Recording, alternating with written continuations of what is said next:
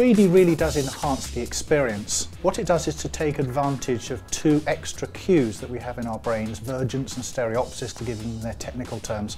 And by using either two cameras or using an integrated 3D camera with two lenses, it gives us one image for the left eye and one image for the right eye in our brains. And our brains are fooled into thinking that there's a certain amount of depth. When you start filming in 3D, convergence is an important parameter to decide where that 3D is. Essentially, if you're shooting parallel, with the two cameras lined up exactly looking forwards, then everything is going to be in front of what we call the screen plane. All the 3D is going to be sitting out in front of you. So by converging the cameras together, it pushes the 3D back into the screen. And the more you converge the two cameras together, the more we push the 3D back into the screen. Now in an integrated camera, we generally don't move the cameras, the lenses, backwards and forwards like this. We do it by moving the images backwards and forwards.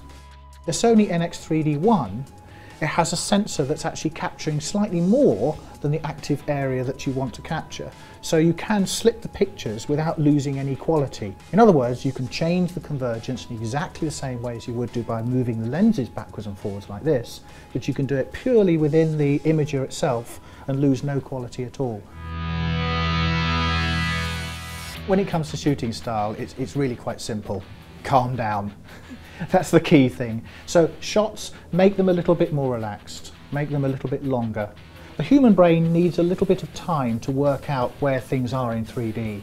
So relax the shot. Also pull back from the subject a little bit, maybe go a little bit wider.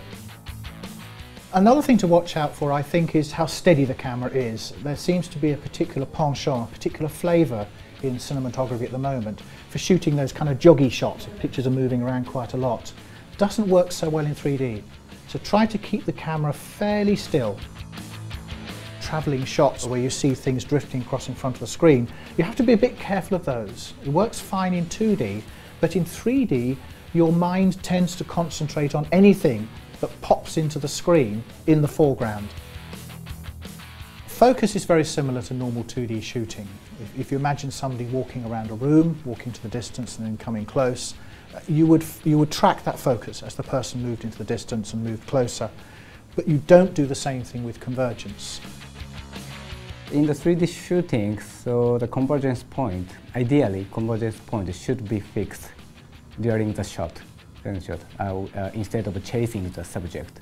So once you fix the convergence point, so you can manually change the focus.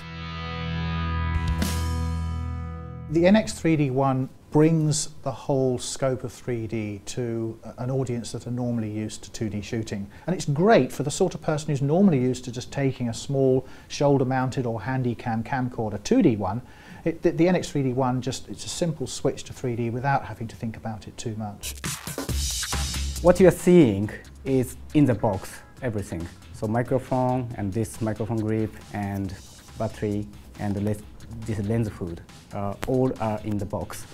And to turn on, you just open this LCD. For the 3D shooting, to control the 3D effect, so it is very easy. So you can find this small dial. So by rotating this, so you can change the depth of 3D, the convergence point. But basically, the automatic function can help you to take a 3D image.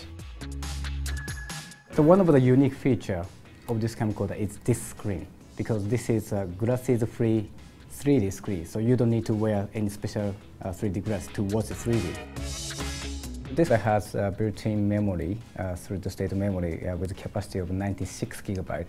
So you can record up to roughly 7 or 8 hours in Full HD 3D. And also for the SD card, you can find a 64 GB SD card in the market. So you can use such kind of big capacity SD card as well. You can switch between 2D and 3D very easily. If you switch this to the 2D side, this camcorder can work as 2D camcorder. Once you've been out and shot your footage on the stereo camera here, if you've normally done 2D and you're moving to 3D, when you capture your footage, there's no difference in the clips. The two left and right are integrated into the one clip. You set your project to 3D, you drag your clip, drop it on the timeline, it appears as a single clip, so it looks 2D-ish almost. and then you just edit it as you would do normally on a normal 2D line. Obviously, if you're using a laptop like this hasn't got a 3D screen on it. You can use the red and green type glasses. So you can switch the preview monitor to show you that anaglyphic red and green. So you can get a good idea of what you're up to with the editing. So you don't need any special equipment to edit.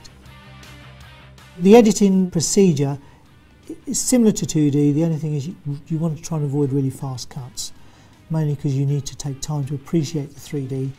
Cuts which are too fast can be lost and become a bit of a mess. So a little bit more laid back, smoother, so a bit more lingering shots, just so that the people who are watching it can just take that information in.